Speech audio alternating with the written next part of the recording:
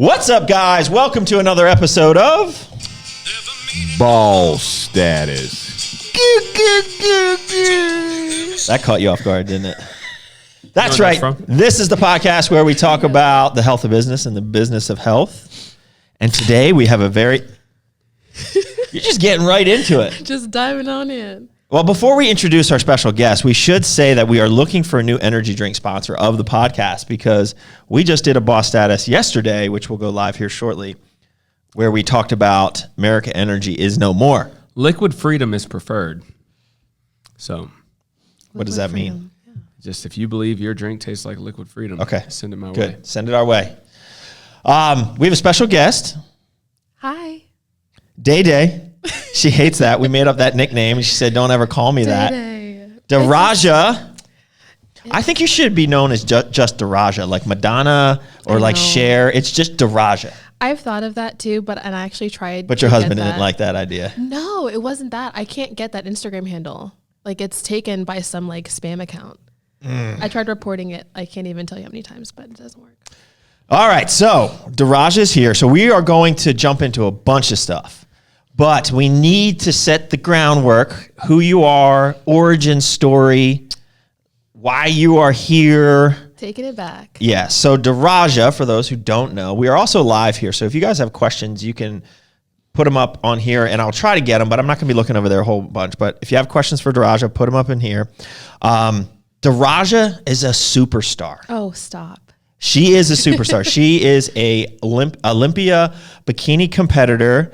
You got fourth this year? 4th place. So she's going for that gold. It's going to happen. I Yeah, feel it. I I feel want it's going to that happen. But I'd like to get in. And she's also a Core Elite Athlete. And she's here shooting a bunch of content with us. She's modeling the new spring wear, right? Which launches here in a week or so, a couple weeks. So let's get into it. Daraja, let's get your origin story.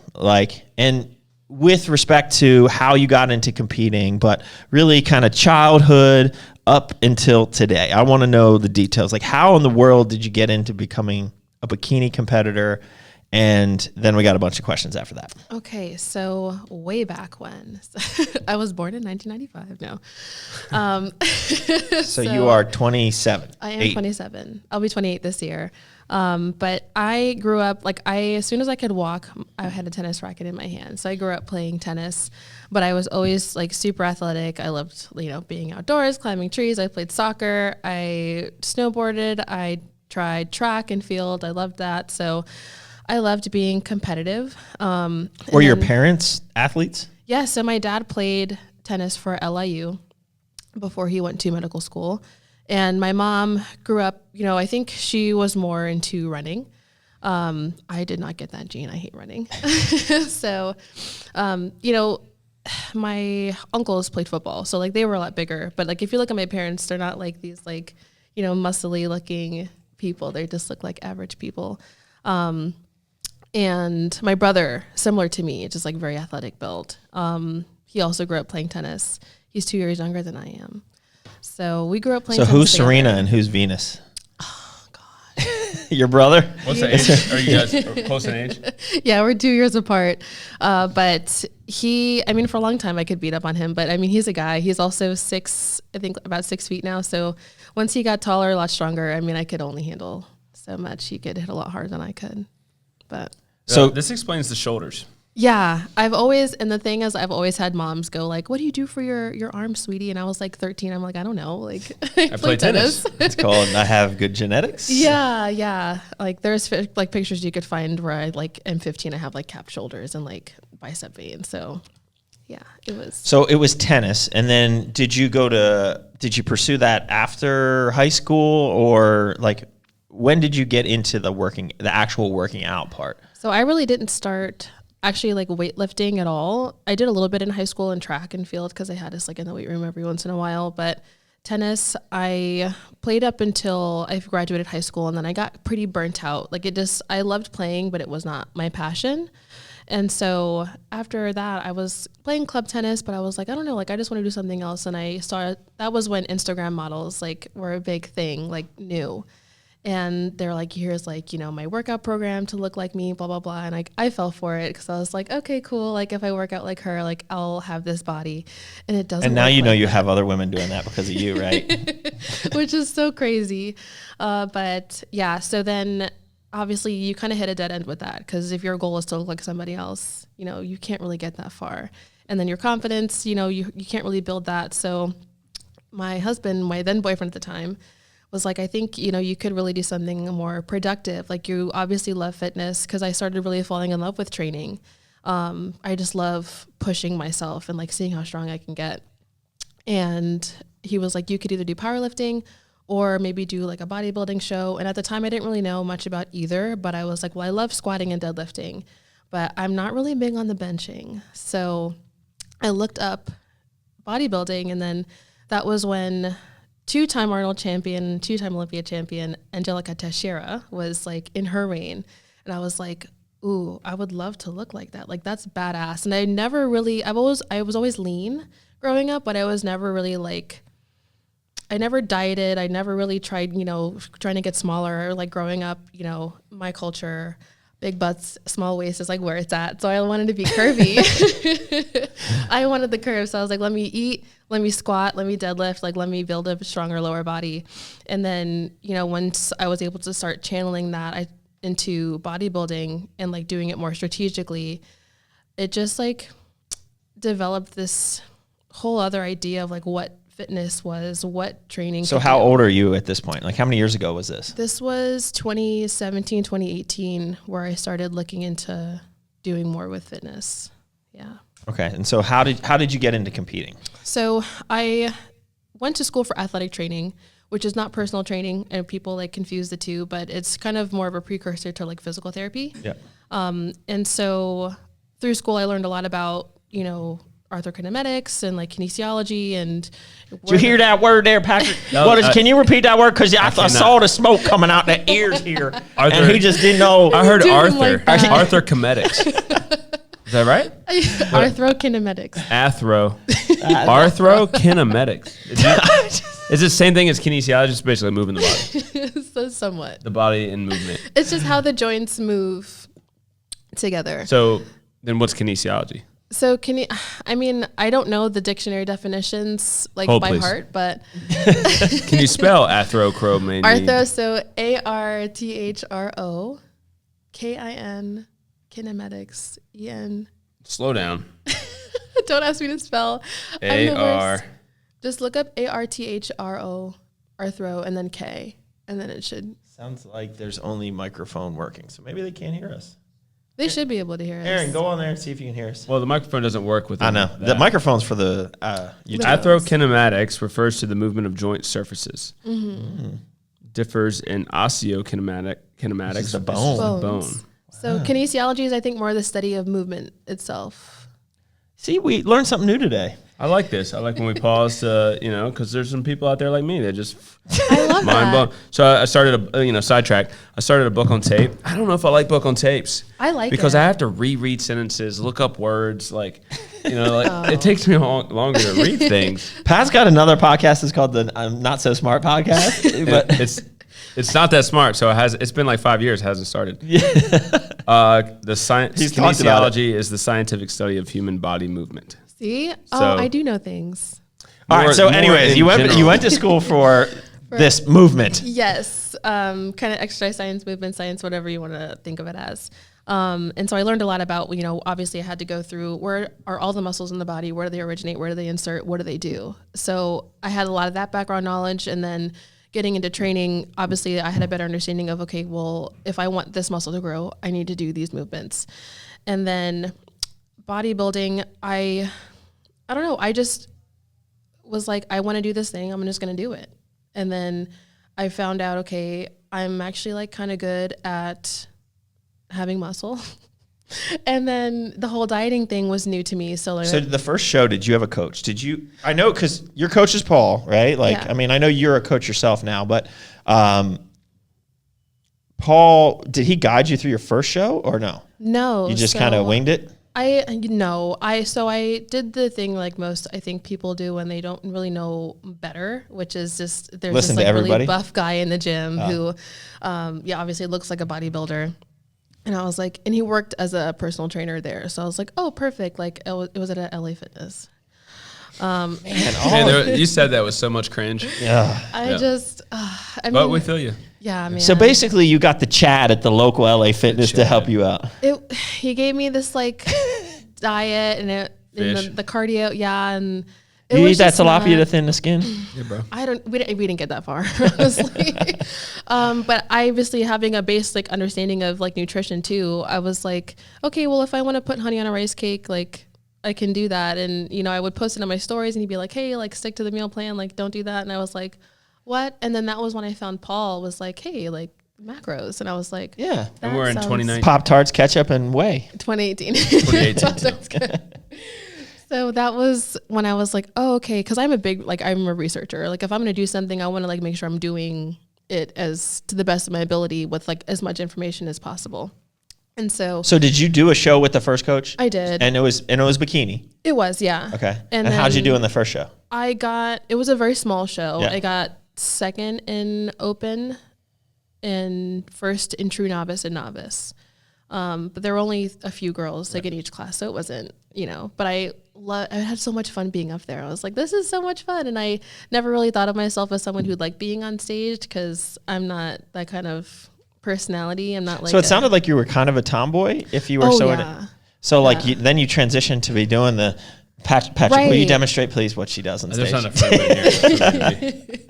But doing the whole, stripper walk, like, is that disrespectful? That's I'm pretty sure Well, you know what I mean. How dare you? Yeah, whatever. That's pretty disrespectful. You know what I mean. Shaking it like Model walk is a little model bit walk. There you go. Thank you. Yeah.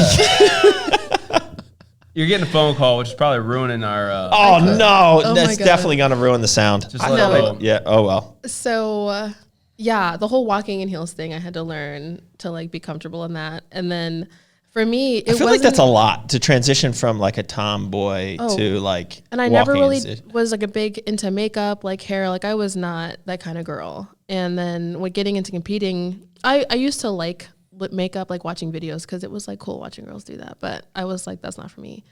Because I sweat all the time and playing sports, whatever. Yeah. But then I was like, okay, I had my makeup done for my first show and I hated it. I was like, this is not it. Like they made me look like a drag queen. I was like, no way. And they wanted to charge me for lashes and everything. I was like, okay, this is not the move. So then I was like, I'm gonna just do it myself. And I learned how to do my own makeup. So I've been doing that for like 3 years. But it was a transition because it was just never really anything I saw myself doing at any point in my life. I didn't even know what it was until recently. So how did you, was Paul your second show? Yeah. So I reached out to Paul for I think 2 weeks before. This is Paul Revelia, for the people that don't know. Yeah. Team Pro Physique. Yeah. So we say Revelia, you say Revella. I do. What is the correct? She's probably right. Probably. I've always we're called usually wrong Revelia. with these things. Yeah.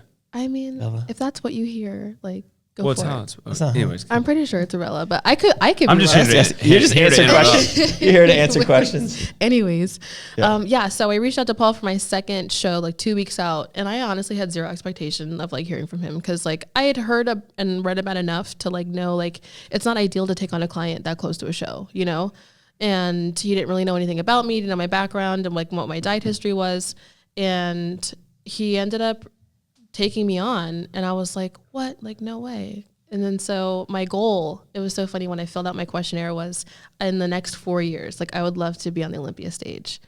And then obviously we can fast forward to finding out I would be on it like in a year. But so first show with Paul, what show was it and how it was a Dexter Jackson Classic in Jacksonville, and I ended up winning the overall at that show. And then your second show with Paul? My second show was a national show, NPC Nationals, which was in Miami that year, 2018. And I ended up getting 4th place, and it was a huge show. Yeah, like 30 girls in a class, right? Yeah, I almost missed my class, actually, but I didn't. But getting 4th at a national show, I didn't realize I was 2 spots from winning a pro card, which I just still didn't even really know what all of that meant. But like, I was just happy to be there. I was like, I'm just here for the experience. Like, let's just see what happens. And then I got first call outs and I was like, okay, like cool. And then they were moving us around. I didn't know what that meant at the time either.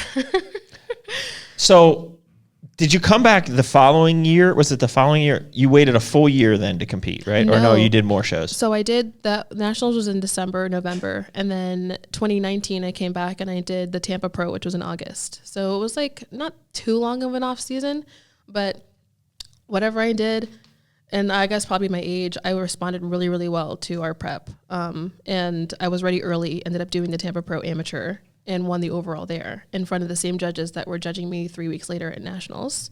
And then I went to Nationals, still like, okay, cool, I won an overall. Like, I did not have any expectations other than to just want to do better than my last national show. And then I ended up winning the overall at that show, which is still. So how many women are in that bikini, that show? Like, that's kind of crazy. That one, so it's still to this day holds the record for the largest national NPC show. Like, wow. How many? That's cool. I don't even remember. Pat's got it. He's on it. Oh no. I don't remember, but I still am like. So that was 2019. You won your pro card. Yeah. So did you compete in 2020? Was it? I did, because so I did my pro debut 3 weeks after my pro card, and I won that. And then I did a second pro show because I was like, I just want to get more feedback. Yeah. And then I ended up winning that one. And Ashley Kaltwasser was at that show and she got second to me. And I was like, that was like the whole moment for me, like, cause she's a legend in bikini. And then I was like, oh, cool. Like, let's just apply to the Arnold. And so I got invited to the Arnold, which got canceled. Well, it didn't get canceled, but the whole expo and everything. Yeah, the expo got canceled. Yeah. So it was just the show. And then that was when I found out I respond really well to creatine, and I got really big for bikini. My shoulders and my upper body got a little too big for the division. So, well, we need to get into this, but we're at this point in getting feedback. So you've had all the success, you started winning, but they're also probably giving you feedback to prepare for what's to come in the future. Well, they were they actually told me not to change anything. So at this point, you haven't been told to scale back your, let's say, shoulder training or your upper body training. So you didn't get that until you did the Arnold. Yeah, because that's when we just kind of like, I just kept training like the way, and then that was my first real intentional off season too. And well, it wasn't even really an off season, a little bit of a break, but I just found out my upper body just responds really quickly to training. So we learned that and dialed things. So how many years then have you been competing at the Olympia?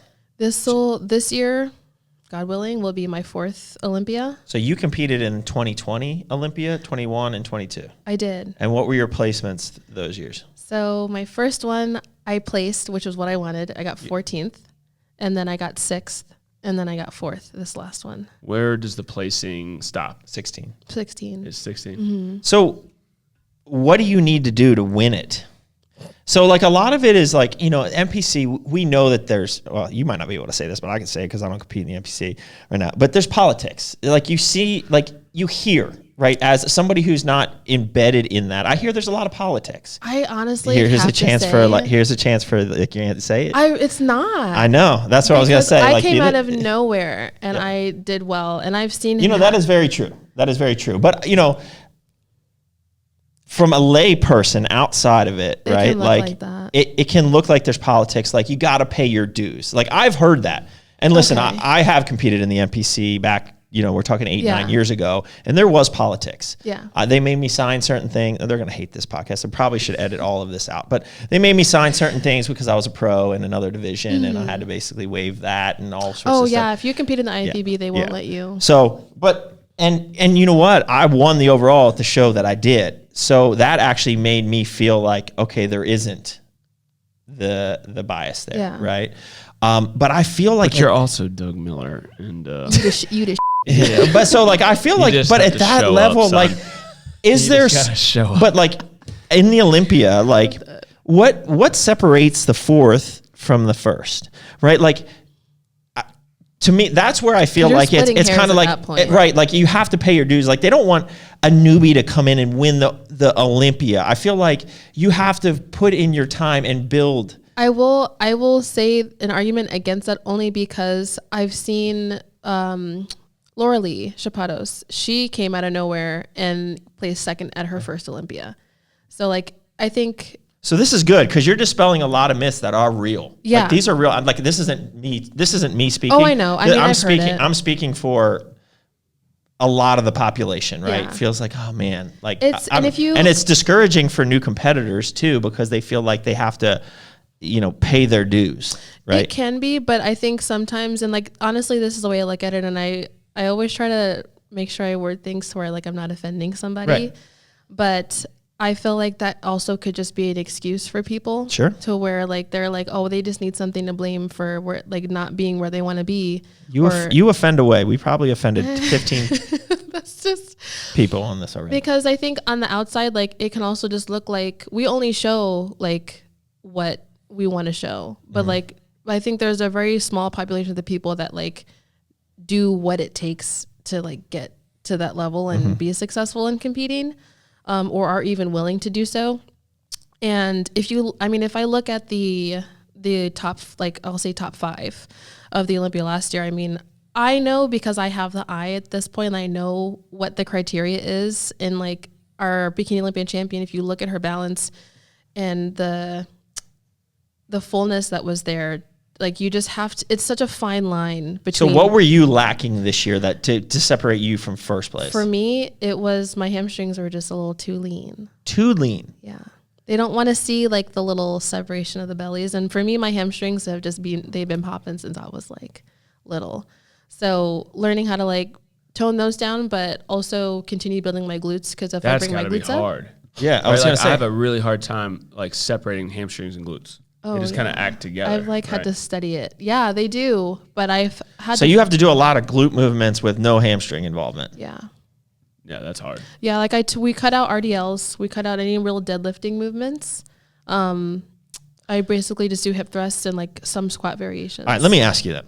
You're an athlete I am. who got into this because they love to train. And now your coach and yourself and the feedback from the judges is like, yo, girl, chill out. Yeah. Like, you got to stop training. So doesn't that suck? It Like, does I at love times. to train. If somebody told me like I couldn't train arms or chest or back or something, like I would just be like, I'm training them anyways. The thing is, you have that advantage of being in a division where like you can just get bigger. Right. Like there's no cap really. Right.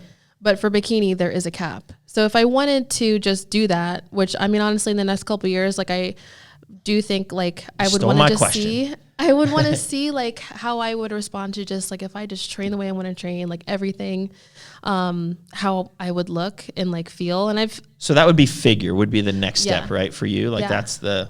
yeah, because I have the frame for it. I know that. Have the judges talked to you about this? They've never once. Did said- we just piss everyone off in this podcast?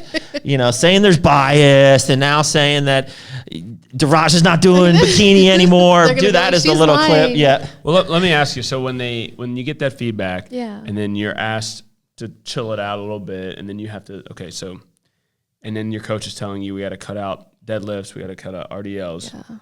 So it can be discouraging, and it can be like you can turn it into negative.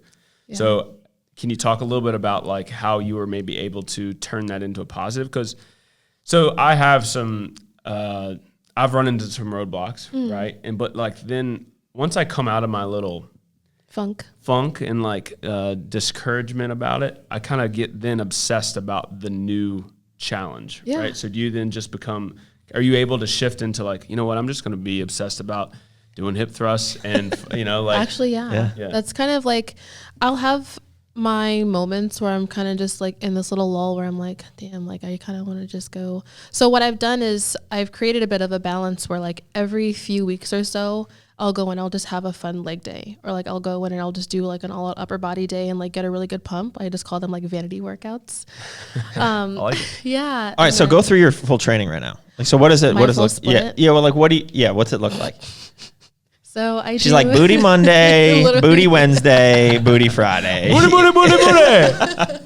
We should have the booty song. Oh my goodness. So honestly, wrong one. I mean, it works. Well, yeah. Well, let's see Oh, what else we man. got. No, that's not. Salute the booty. glute salutes. All right. Stop. All right. Oh man. So my split right now is glutes 2 days a week, usually 2 days apart. I'll do them. And then I have one like lower body functional day and then one upper body functional day to where because knowing I'm with my background and what I like understand about fitness and like training and stuff, I know that if I just train only the things that I can like grow specifically, I'm going to create some imbalances and I don't want to have those issues. So I still try to make sure my hip flexors and like everything are healthy and strong enough to like maintain my posture and things like that. So that's kind of what I use a couple of days of the week to focus on core strength. PT, baby. I was going to say tactical day. I'm like, I can see where this is going and I don't want to like be like 5 years, 6 years down the road. And I'm like, dang, like my hip, like I can't do anything. My back's bad. Yeah. So yeah, that's kind of what it looks like now. And then when I start prep and we get a little bit deeper into it, I'll probably get a little bit more intense with upper body just to keep it full. But we also know that it's probably not going anywhere.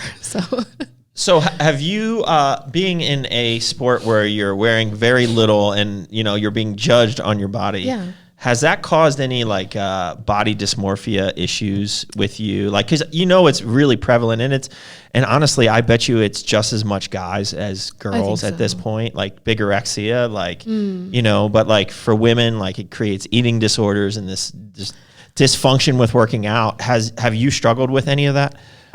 So not in that context. I've never, like, I think I'm really happy that I've been able to dissociate, what my feedback and like, I don't see that as like a direct reflection of me and my worth, my self-worth. I don't put my self-worth on, okay, the judges think I need bigger glutes or they think I need a smaller waist or they think I need bigger shoulders.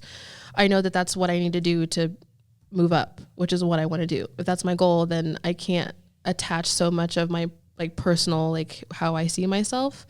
But I will say the only time I really struggle with that and is just transitioning from prep to off season. It does, I think, take time for you to kind of readjust your habits of thinking. Because obviously when you're in prep and if it's, 24 or 30 weeks prep, you're conditioning yourself to go, the scale's not down. I'm not lean enough, my skin's not thin enough. I'm not seeing lines here where I need to see them. You can't just like, maybe you could, but I don't think it's so easy to just like kind of turn it off 180 and go, okay, now I'm ready to, put weight back on, see the lines fade. So I think I let myself transition and like kind of give myself some grace there because I understand like it's just. Do you deal with that a lot as a coach yourself?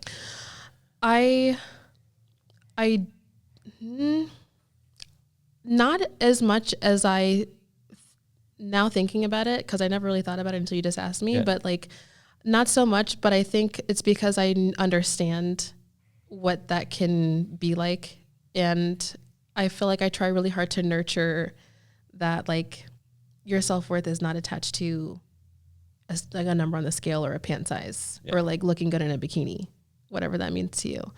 And I try to also help them understand like food is fuel. We need to eat, we need to train, we need for not just looking good, but to feel like your best version of yourself for like years down the road, like 20, 30 years, you want to be healthy. And then, so that's kind of how I try to coach girls into understanding what fitness really should look like. And it's always going to be subjective. Well, good for you. That sounds like you have the right approach, especially in the sport. Thank you. Yeah. Also life's too short to be, upset about a little extra roll. So you're 27 now. Yeah. How long do you see yourself doing this? Do you want the question that a lot of women ask themselves who are physique competitors is like, do you want to have a family someday? Because, you're not gonna be on stage when you're pregnant. What would your ideal plan be besides winning the Olympia this year? I would love to be able to pop out a couple babies and then get back on stage. I definitely want kids like so bad. Like I'm actually just like straight up baby fever right now. Oh no. I'm ready to have babies. Ryder's coming to dinner. But obviously we have to make sure all our ducks in a row and everything like that. And then, obviously as a woman, you just wonder, okay, like what is having kids going to do to my body? Am I going to be able to get back into shape? Am I going to have, the stretch marks and like whatever that are going to show? And this is the cosmetic side of things.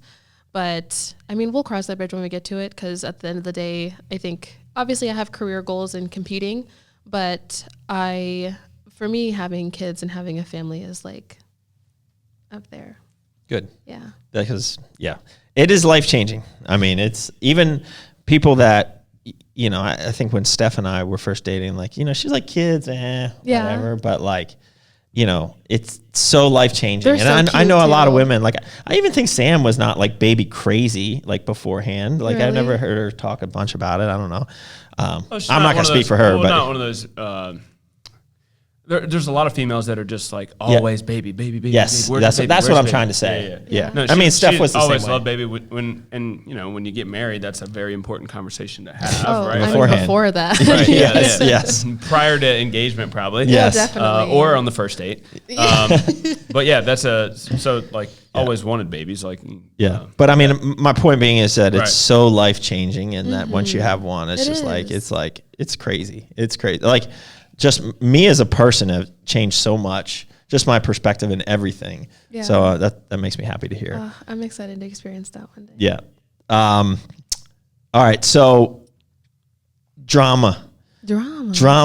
Social media, drama, people talking smack. Do you get that? I mean, I don't know how anybody could talk smack about you. Like, I mean, like, do you get any of that? Do you get the haters, the trolls? I mean, listen, this is coming from Drug Miller. So I know all about. You know better than anybody. You want to tell everyone about your trend stack and your Anavar stack or what? Listen, so that is the only thing that I'll get every once in a while. I think I'm very happy that the people who engage on my profile, the people who follow me, follow my journey, I think are genuinely supportive of me, which is really cool. Yep. I don't think that anyone I have had some comments where people are like, hey, what do you actually take? What are you on? Or It's a compliment. Yeah. Take it as a compliment. I'm like, whatever. You think I'm on something? I look that good? Thank you. But it's just not, it's a no for me. It's just one of those things where it's a very personal decision. And to each their own, but not for Okay, me. so just to be clear here, you are natural and you're drug-free, Yes. lifetime drug-free. Yeah. So Unless you count creatine. Man, that core I thought that creatine was hilarious. is pretty good. And then I realized my body responded really well to creatine. I've never taken it and my before. shoulders blew up. Aaron, you gotta do the teaser where it's like, my body responds really well to creatine. question mark. Yeah. Oh my That gosh. get that click. Can I ask, in coming from a professional in your bikini category, how widespread are drugs in bikini? I don't even really know. I mean, probably more than they should be, but I think we've seen enough talk on a lot of different platforms to know that, it's not new information. I think it's unfortunate how prevalent it is, but more so because I don't think people understand how to properly use them. I think there's a responsible way to use them if that's what you want to do, with your body, good for you. But I don't think there's enough education, and people are kind of just oh, here, take this and this. And I think that's in general across. Definitely. Well, so I mean, I assume that there's the different division you go to. Yeah. There's more drug use. So I'm assuming there's more drug use in figure than there is bikini, Sure. and then there's more in physique than figure, right? Well, there's more muscle involved, and that's why I Yeah. asked the question of, about drug use in bikini, because Yeah. you wouldn't. They don't want you to have that much muscle. No. So use it. So I mean, and I don't. Listen, I'm not- she takes creatine, she gets too big, so she can't be touching Anavar. You would know. Yeah, trust me. And the reason she gets so shredded is core burn. Honestly, though, it's great. That and sear, I stack them, I get sweaty. So we are Sweaty. working on the special Daraja flavor of Core Burn. Awesome. We hit a little bit of a roadblock though, so we're gonna have to revisit this. Yeah. Yeah, I'm so- excited, though. I'm so excited. I Yeah. mean, Let's go back to core. So this is ignorance, but I'm trying to remember if you joined us. I feel like it was 2019. Yeah, it was. I think Because you so. started I think it was with Paul- Paul in Paul's 2018. like, I have this girl, I love how It was after she's I the got next thing. invited to the Arnold. She is the next thing. I swear, she's gonna win the Olympia, and she Daraja.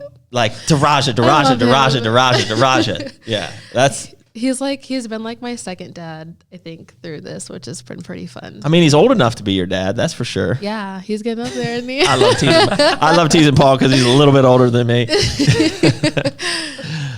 So so how did you get with Core? What's the deal? I mean, I know Paul told me about you, but so what I did was I knew Paul was already associated with Core, and then I was like the oldest Core athlete. yeah, he's an OG. He's an OG. Yeah. I think I had like tried out a couple of things. He had me taking Core hard because like it works. Yeah. And I was like, oh, like I like this stuff. And then so I just looked on the website. I saw you could apply to be like an affiliate. So I just applied to be an affiliate, and that's where I got started. And look at you now, the And Core look at me Elite now. Athlete. So let's go through your subs. What do you take? Like, I mean, I'm assuming. I mean, you don't take burn and sear like year round. So like, No. what are your like everyday subs, and then what are your subs leading up to a show? My must-haves for like every day are my vitamins, like vitamin D, zinc, vitamin C, the omegas. I feel like I'm missing something. I actually don't take the multi as much, probably because I'm already taking like a bunch of the other stuff, and I do the greens. Okay.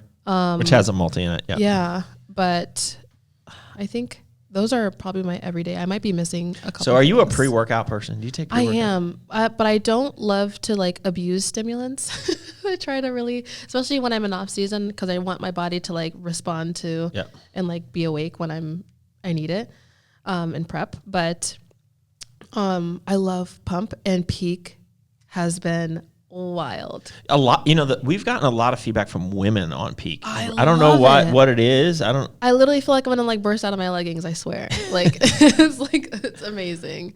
Yeah. Okay, so what's your pre-contest? Hard, poise, bollock, and believe it or not, I actually will do alpha towards the end. I actually do it on and off in off season too, because I find like my training sessions, my endurance is like crazy. Yeah. Alpha is a super, like, we just generally don't, like, when somebody asks, we recommend it as like a male product because it is strong. Like it is really strong, and it has a strong anti-estrogen as well, right? So like for finishing off to be as hard as you need to be on the Olympia stage for bikini, like it will definitely have a noticeable effect. And to recover, I feel like it helps.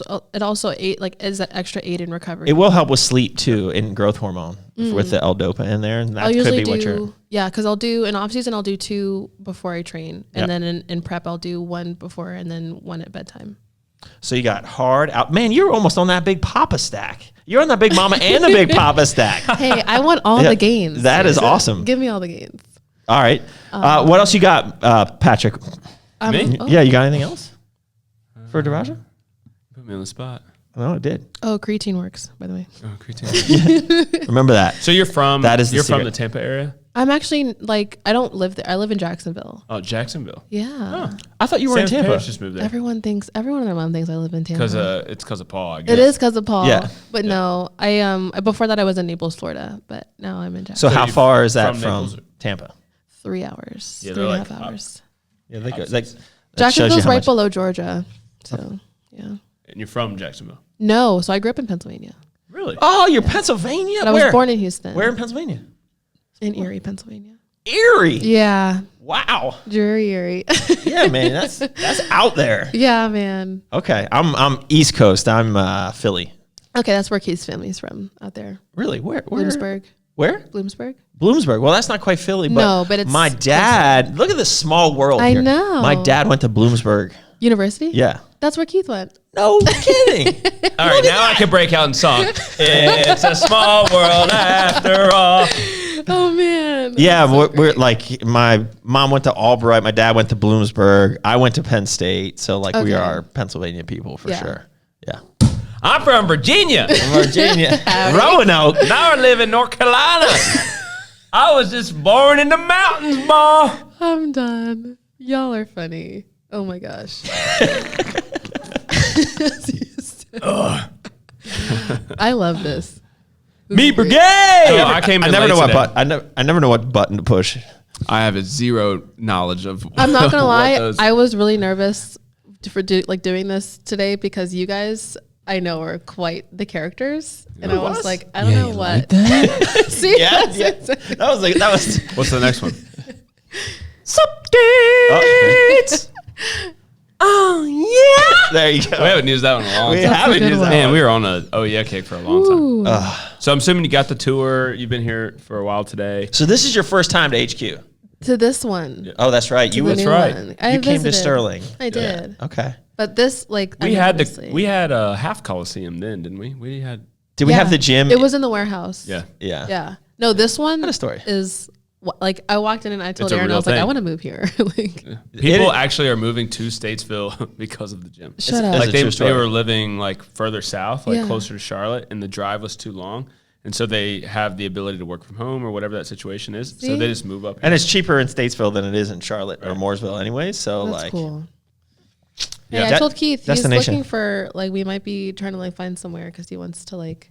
what does he do? He's a golf professional, so he's like wow. first assistant. At, Hey, they got Trump What a National world. right down in the Point, Lake Norman. I'm gonna tell him to like look at some North Carolina places. Interesting. Look at that. We could have I'm Daraja here. actually- How all fun the would that time. be? It would. What course? We're gonna is make he you a do so much professional at? content for us. TPC Sawgrass. TPC. Yeah. So I think you need to talk to Sam. Okay. So Oh, yeah, 'cause she's the Sam's golf- whole family's golf, Yeah. right? And Her brother's down there. so her brother's in Orlando. He's trying to make the tour. Okay. But her sister's boyfriend is caddying, I think, at TPC. Shut up. And then her dad just started recently picking it back up, like not golf, but like trying to compete, like be competitive again. And so, yeah, they're in Jacksonville. So does he do lesson? Like, does he teach No, he people? doesn't teach. What does he do? He does a lot of the back end stuff. So he does mostly merchandise. Like when he's working, he's like the one processing a lot of orders and like deliveries and stuff. But then he'll work sometimes. Like he helped, or he actually organized the fan shop for the players tournament that they just had, where like they do all of the souvenir shops and stuff. How often does he get to play? Not like during the tournament. Or no, when he like, Or, like, I feel at like all. sometimes when, just in all. He gets to like play every once in a while. Yeah, and I'm like sad girl. I'm like, oh, okay, go golfing, whatever. Do you play? I'm so bad. Really? Oh my. So tennis, there wasn't like a crossover. You ever Sometimes see, you ever there's see like a crossover. a baseball player sometimes get in there? And Dude, the swing is so different because Oh, I'm so used to different. swinging everything like with this on hand because I'm right-handed. so you swing a golf club like this? I kind of want to chop it. Yeah. Like Yeah. we would go to Top Golf because that's like about the only golf I can do. Otherwise, I'm tearing up the grass out there. And the one time I made fun of him for bringing his golf like glove because I was like, you're lame, dude. Like who does that?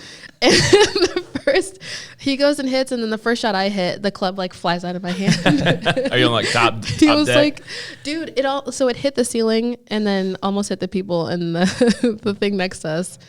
It didn't break or anything, and she was like, some people have broken them, so you shouldn't feel too bad. And he was like, well, that's wear a glove. Like, that's why I wear one. See, Yeah. see.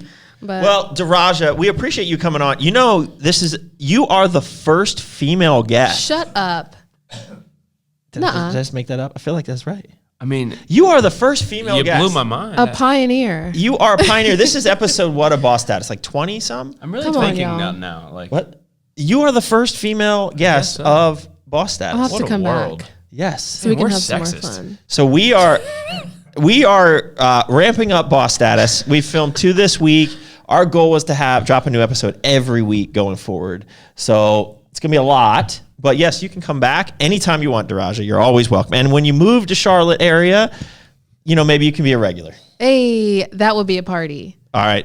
Guys, we appreciate you. We appreciate Daraja. Patrick's okay. Till next time. Keep crushing it. Bye, guys.